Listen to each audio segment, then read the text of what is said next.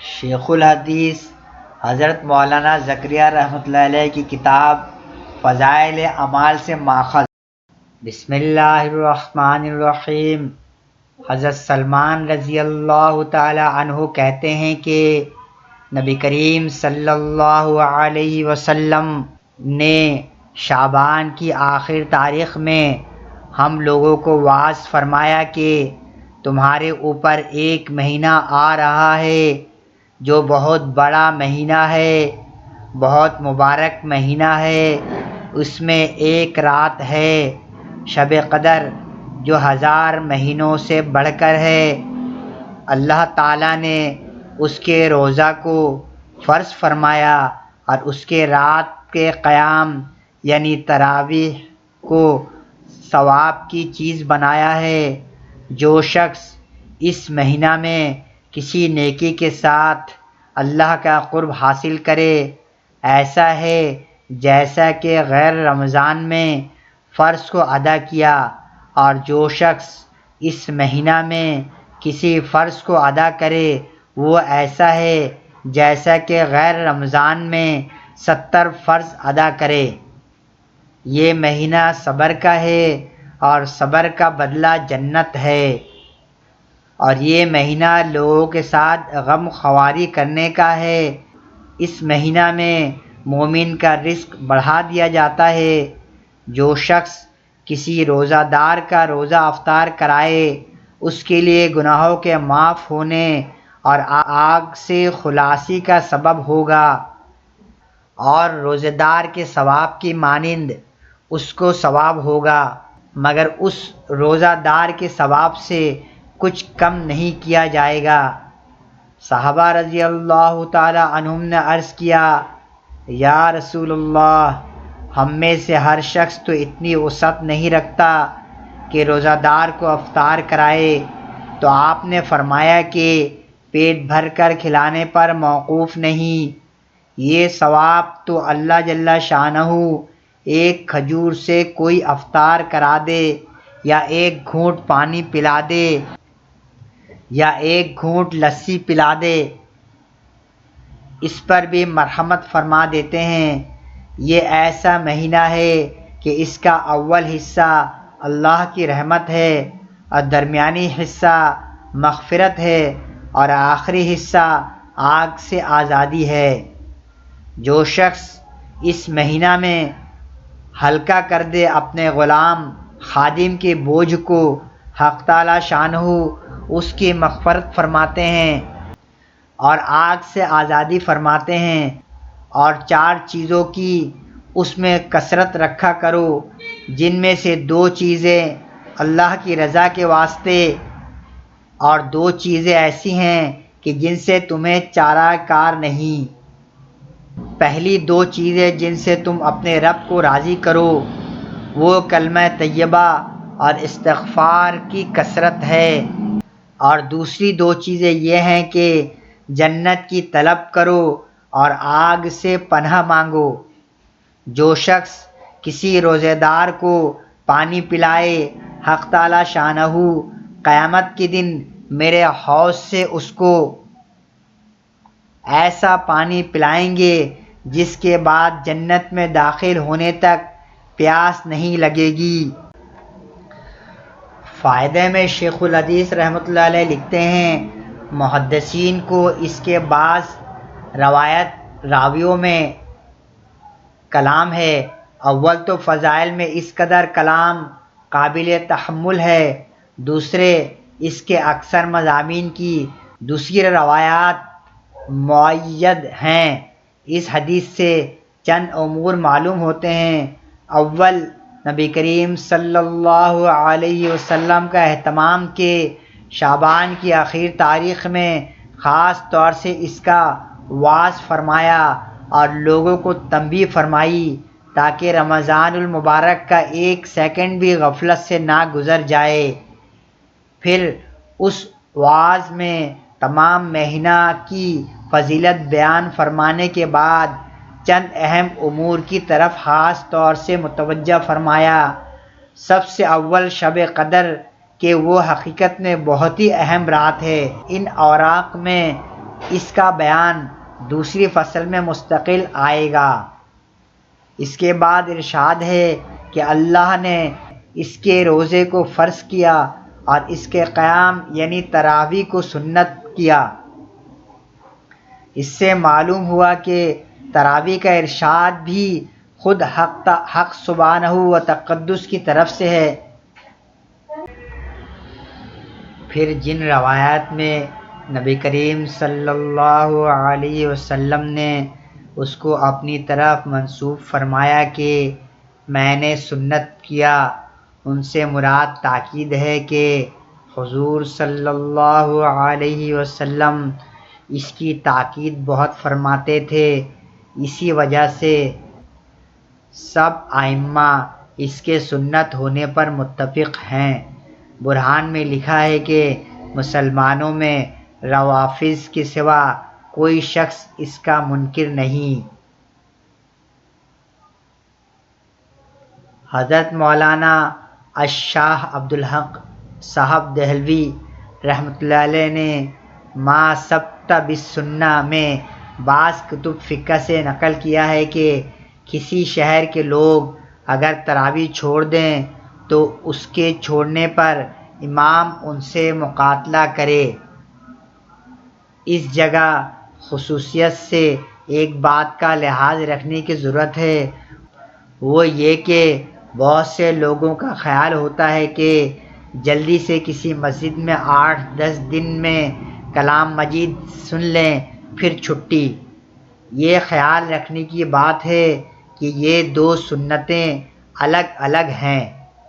تمام کلام اللہ شریف کا تراویح میں پڑھنا یہ مستقل سنت ہے، اور پورے رمضان شریف کی تراویح مستقل سنت ہے۔ پس اس صورت میں ایک سنت پر عمل ہوا اور دوسری رہ گئی۔ البتہ جن لوگوں کو رمضان المبارک میں سفر وغیرہ یا کسی اور وجہ سے ایک جگہ تراویح پڑھنی مشکل ہو، ان کے لیے مناسب ہے کہ اول قرآن شریف چند روز میں سن لیں تاکہ قرآن شریف ناقص نہ رہے، پھر جہاں وقت ملا اور موقع ہوا وہاں تراویح پڑھ لے کہ قرآن شریف بھی اس صورت میں ناقص نہیں ہوگا اور اپنے کام کا حرج بھی نہ ہوگا۔ حضور صلی اللہ علیہ وسلم نے روزہ اور تراویح کا ذکر فرمانے کے بعد عام فرض اور نفل عبادات کے اہتمام کی طرف متوجہ فرمایا کہ اس میں ایک نفل کا ثواب دوسرے مہینوں کے فرائض کے برابر ہے اور اس کے ایک فرض کا ثواب دوسرے مہینوں کے 70 فرائض کے برابر ہے۔ اس جگہ ہم لوگوں کو اپنی اپنی عبادات کی طرف بھی ذرا غور کرنے کی ضرورت ہے کہ اس مبارک مہینہ میں فرائض کا ہم میں سے کس قدر اہتمام ہوتا ہے اور نوافل میں کتنا اضافہ ہوتا ہے۔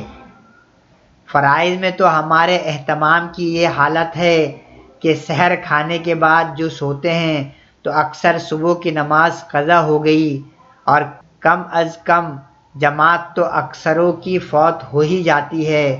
گویا سحر کھانے کا شکریہ ادا کیا کہ اللہ کے سب سے زیادہ مہتمم بالشان فرض کو یا بالکل قضا کر دیا یا کم از کم ناقص کر دیا کہ بغیر جماعت کے نماز پڑھنے کو اہل اصول نے ادائے ناقص فرمایا ہے، اور حضور اکرم صلی اللہ علیہ وسلم کا تو ایک جگہ ارشاد ہے کہ مسجد کے قریب رہنے والوں کی تو گویا نماز بغیر مسجد کے ہوتی ہی نہیں۔ مظاہر حق میں لکھا ہے کہ جو شخص بغیر عذر کے بدون جماعت نماز پڑھتا ہے اس کے ذمہ فرض تو ساقط ہو جاتا ہے مگر اس کو نماز کا ثواب نہیں ملتا۔ اسی طرح دوسری نماز مغرب کی بھی جماعت اکثروں کی افطار کی نظر ہو جاتی ہے، اور رکعت اولی یا تکبیر اولی کا تو ذکر ہی کیا ہے۔ اور بہت سے لوگ تو عشاء کی نماز بھی تراویح کے احسان کے بدلے میں وقت سے پہلے ہی پڑھ لیتے ہیں۔ یہ تو رمضان المبارک میں ہماری نماز کا حال ہے، جو اہم ترین فرائض میں ہے کہ ایک فرض کے بدلے میں 3 کو ضائع کیا۔ یہ 3 اکثر ہیں، اور نہ ظہر کی نماز قیلولہ، دوپہر کے آرام کی نظر، اور عصر کی نماز افطاری کا سامان خریدنے کی نظر ہوتے ہوئے آنکھوں سے دیکھا گیا ہے۔ اسی طرح اور فرائض پر آپ خود غور فرما لیں کہ کتنا اہتمام رمضان المبارک میں ان کا کیا جاتا ہے، اور جب فرائض کا یہ حال ہے تو نوافل کا کیا پوچھنا۔ اشراق اور چاشت تو رمضان المبارک میں سونے کی نظر ہو ہی جاتے ہیں، اور اوابین کا کیسے اہتمام ہو سکتا ہے جبکہ ابھی روزہ کھولا ہے اور آئندہ تراویح کا سحر ہے، اور تہجد کا وقت تو ہے ہی عین سحر کھانے کا وقت، پھر نوافل کی گنجائش کہاں۔ لیکن یہ باتیں بے توجہی اور نہ کرنے کی ہیں کہ تو ہی اگر نہ چاہے تو باتیں ہزار ہیں۔ کتنے اللہ کے بندے ہیں کہ جن کے لیے انہی اوقات میں سب چیزوں کی گنجائش نکل آتی ہے۔ میں نے اپنے آقا حضرت مولانا خلیل احمد صاحب نور اللہ مرقدہ کو متعدد رمضانوں میں دیکھا کہ باوجود ضعف اور پیرانہ سالی کے مغرب کے بعد نوافل میں 1.25 پارہ پڑھنا یا سنانا، اور اس کے بعد آدھ گھنٹہ کھانا وغیرہ ضروریات کے بعد ہندوستان کے قیام میں تقریباً 2 گھنٹے تراویح میں خرچ ہوتے تھے، اور مدینہ پاک کے قیام میں تقریباً 3 گھنٹے میں عشاء اور تراویح سے فراغت ہوتی۔ اس کے بعد آپ حسب اختلاف موسم 2-3 گھنٹے آرام فرمانے کے بعد تہجد میں تلاوت فرماتے، اور صبح سے نصف گھنٹہ قبل سحر تناول فرماتے۔ اس کے بعد سے صبح کی نماز تک کبھی حفظ تلاوت فرماتے اور کبھی اوراد وظائف میں مشغول رہتے۔ اسفار یعنی چاندنی میں صبح کی نماز پڑھ کر اشراق تک مراقب رہتے، اور اشراق کے بعد تقریباً 1 گھنٹہ آرام فرماتے۔ اس کے بعد سے تقریباً 12 بجے تک، اور گرمیوں میں 1 بجے تک بذل المجہود تحریر فرماتے اور ڈاک وغیرہ ملاحظہ فرما کر جواب لکھاتے۔ اس کے بعد ظہر کی نماز تک آرام فرماتے، اور ظہر سے عصر تک تلاوت فرماتے۔ عصر سے مغرب تک تسبیح میں مشغول رہتے اور حاضرین سے بات چیت بھی فرماتے۔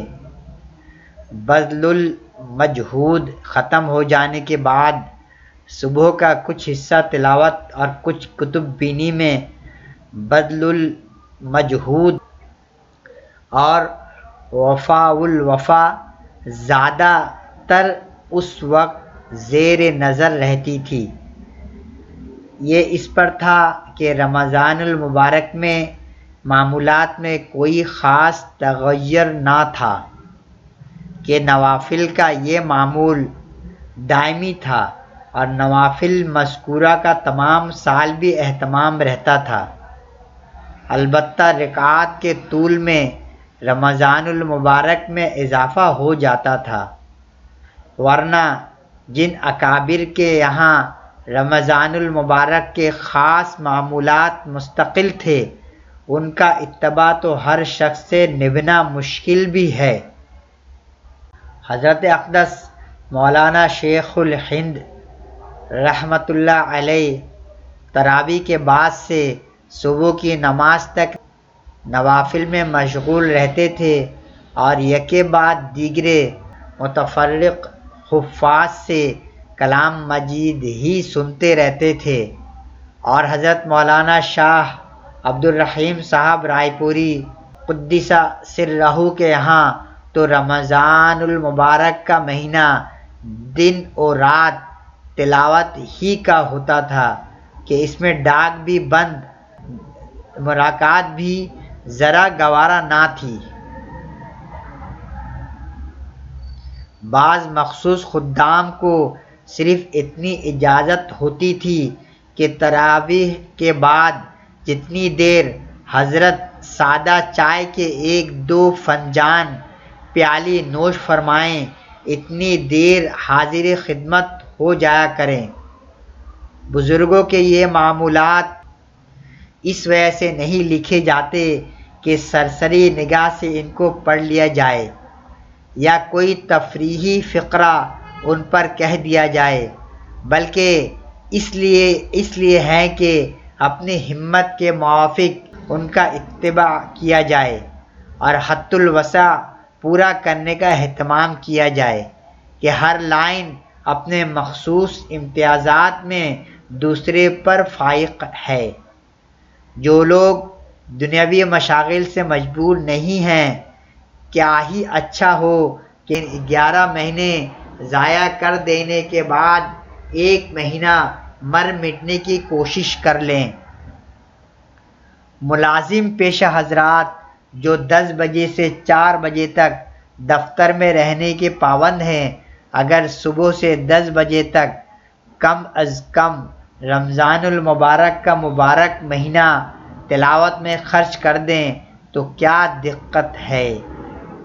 آخر دنیاوی ضروریات کے لیے دفتر کے علاوہ اوقات میں سے وقت نکالا ہی جاتا ہے، اور کھیتی کرنے والے تو نہ کسی کے نوکر، نہ اوقات کے تغیر میں ان کو ایسی پابندی کہ اس کو بدل نہ سکیں یا کھیتی پر بیٹھے بیٹھے تلاوت نہ کر سکیں۔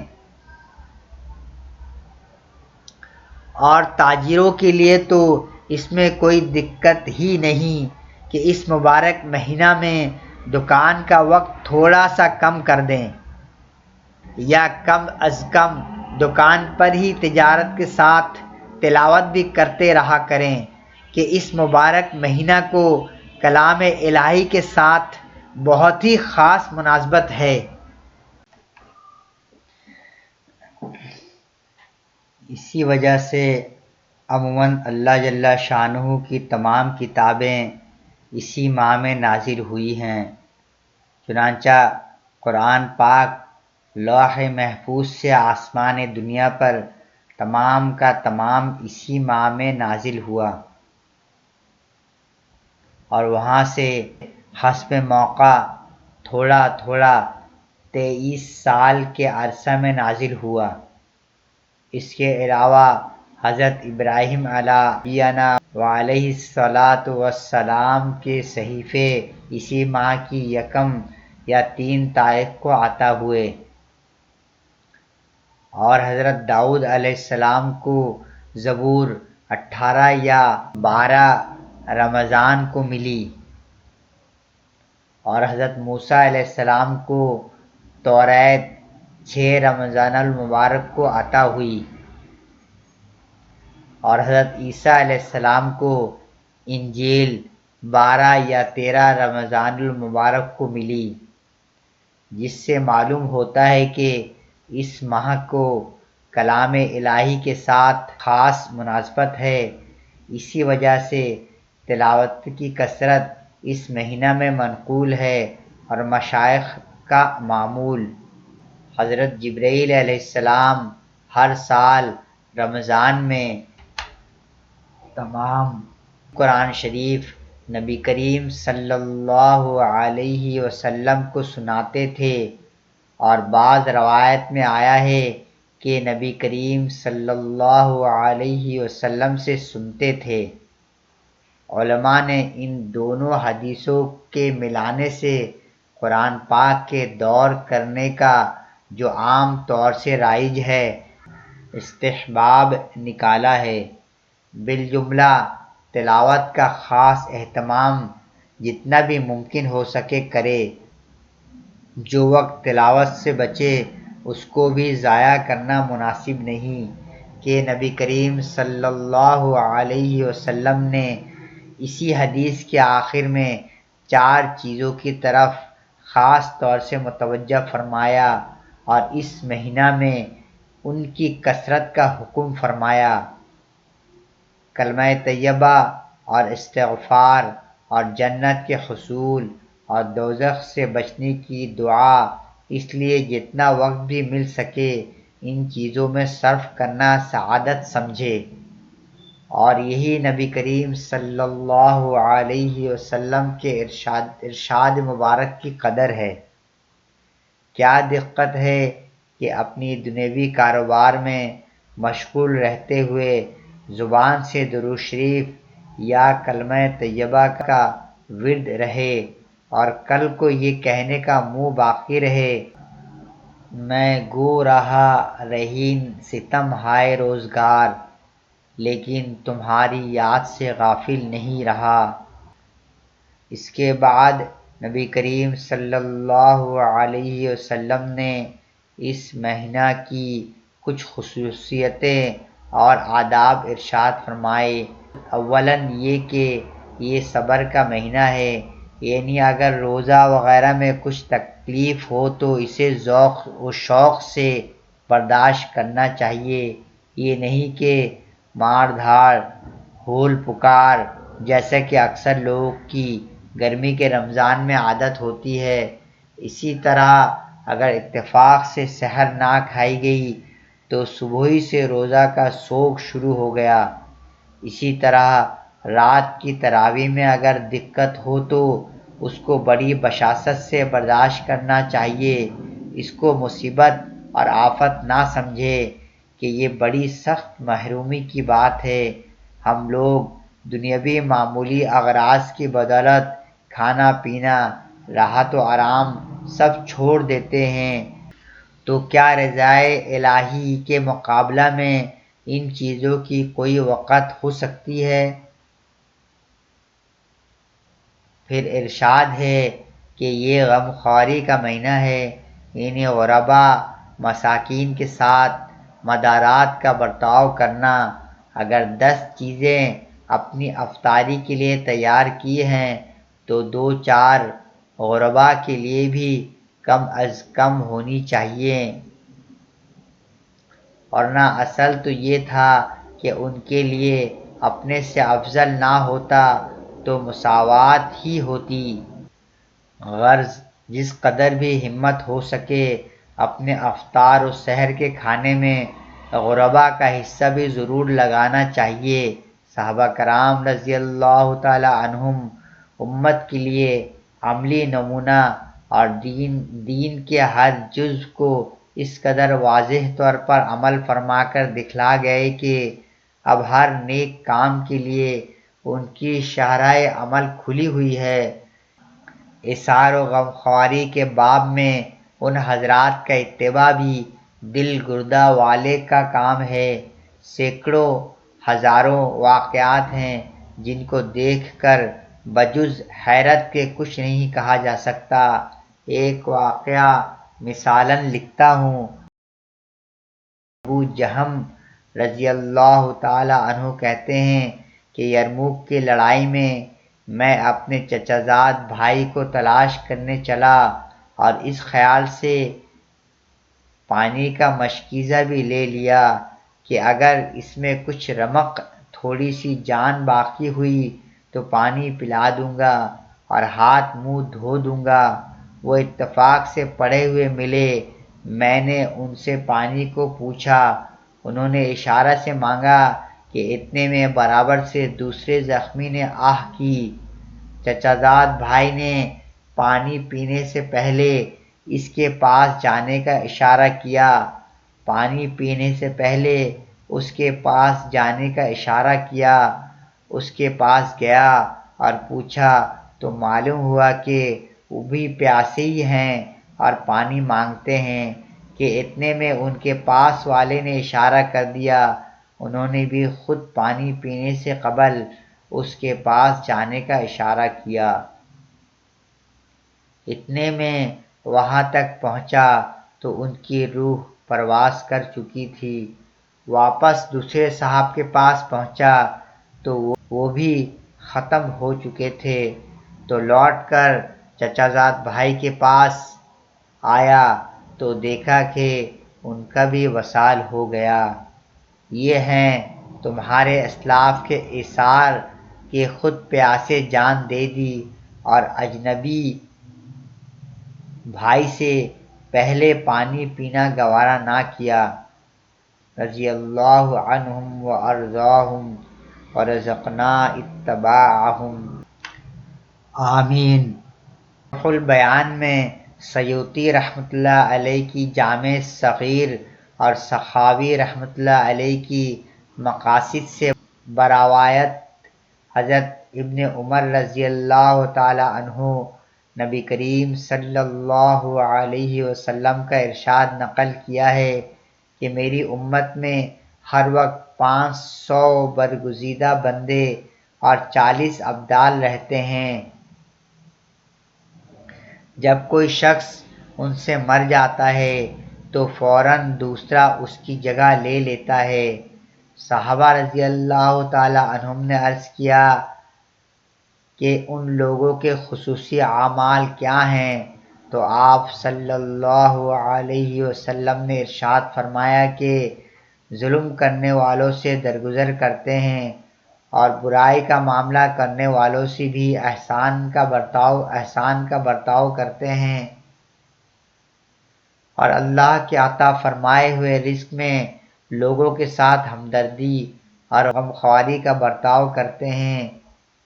ایک دوسری حدیث سے نقل کیا ہے کہ جو شخص بھوکے کو روٹی کھلائے یا ننگے کو کپڑا پہنائے یا مسافر کو شب باشی کی جگہ دے، حق تعالی شانہ قیامت کے ہولوں سے اس کو پناہ دیتے ہیں۔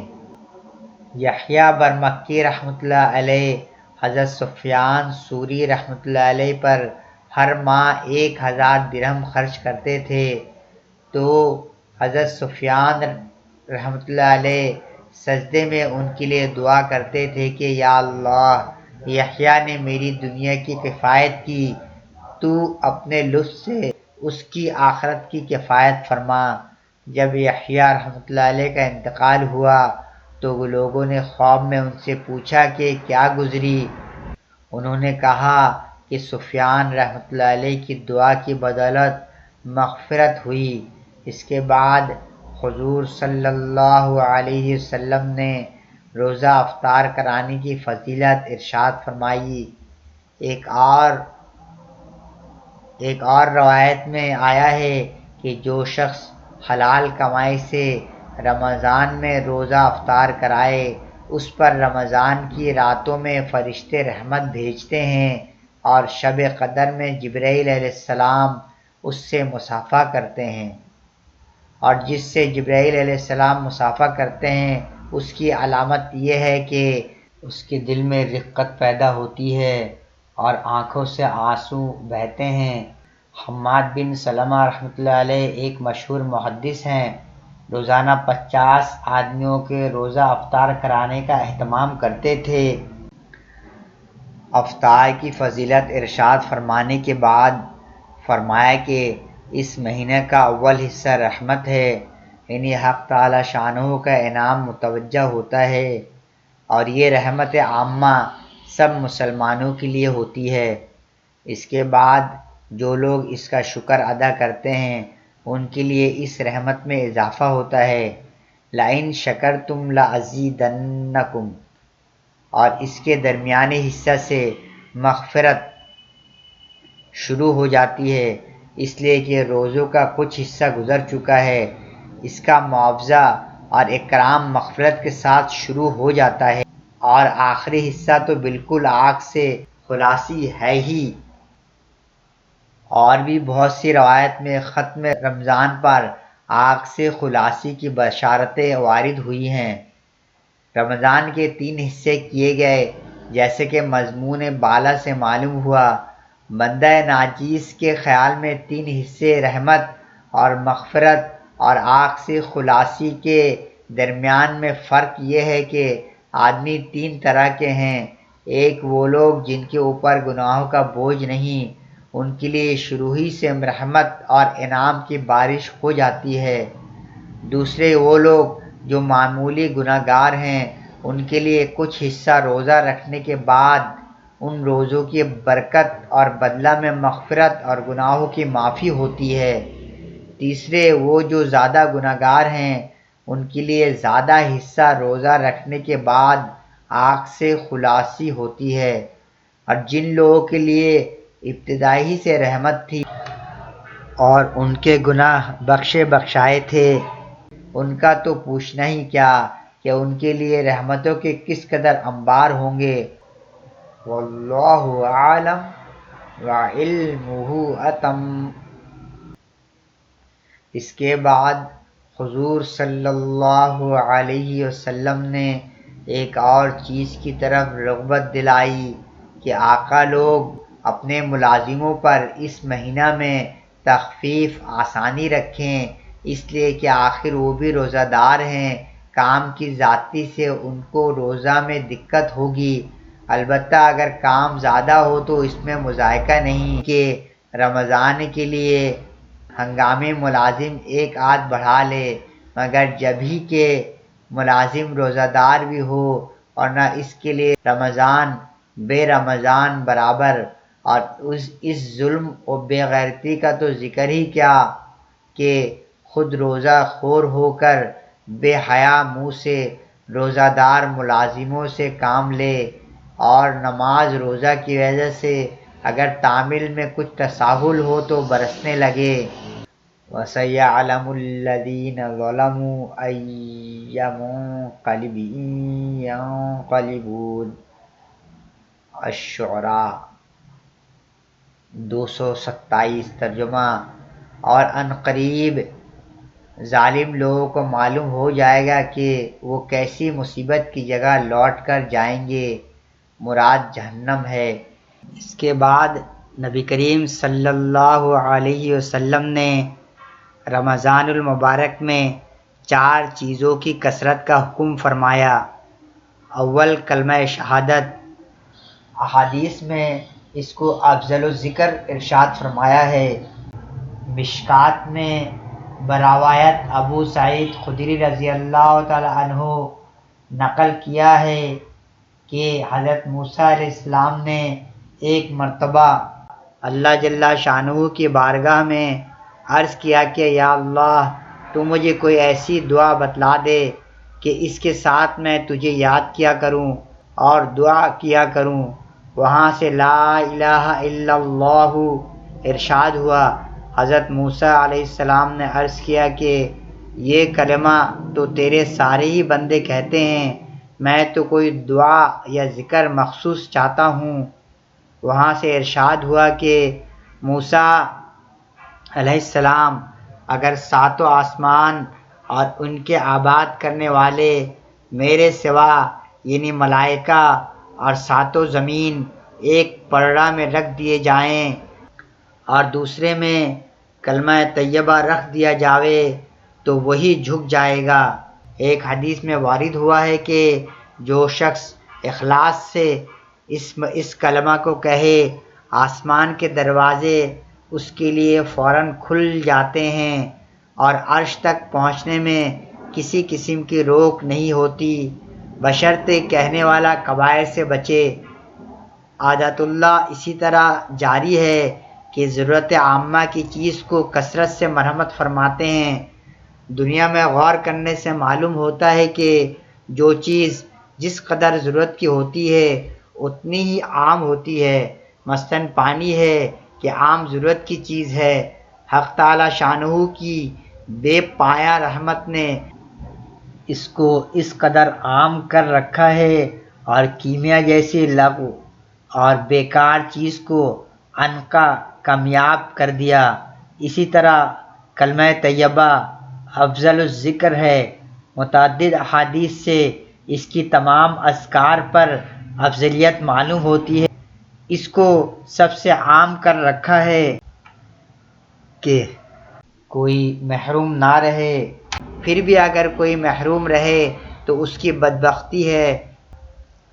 بالجملہ بہت سی احادیث اس کی فضیلت میں وارد ہوئی ہیں جن کو اختصاراً ترک کیا جاتا ہے۔ دوسری چیز جس کی کثرت کرنے کو حدیث بالا میں ارشاد فرمایا گیا وہ استغفار ہے۔ احادیث میں استغفار کی بھی بہت ہی فضیلت وارد ہوئی ہے۔ ایک حدیث میں وارد ہوا ہے کہ جو شخص استغفار کی کثرت رکھتا ہے حق تعالی شانہ ہر تنگی میں اس کے لیے راستہ نکال دیتے ہیں اور ہر غم سے خلاصی نصیب فرماتے ہیں اور ایسی طرح روزی پہنچاتے ہیں کہ اس کو گمان بھی نہیں ہوتا۔ ایک حدیث میں آیا ہے کہ آدمی گناہگار تو ہوتا ہی ہے، بہترین گناہگار وہ ہے جو توبہ کرتا رہے۔ ایک حدیث قریب آنے والی ہے کہ جب آدمی گناہ کرتا ہے تو ایک کالا نقطہ اس کے دل پر لگ جاتا ہے، اگر توبہ کرتا ہے تو وہ دھل جاتا ہے اور نہ باقی رہتا ہے۔ اس کے بعد حضور صلی اللہ علیہ وسلم نے 2 چیز کے مانگنے کا امر فرمایا ہے جن کے بغیر چارہ ہی نہیں، جنت کا حصول اور دوزخ سے امن۔ اللہ اپنے فضل سے مجھے بھی مرحمت فرمائے اور تمہیں بھی، آمین۔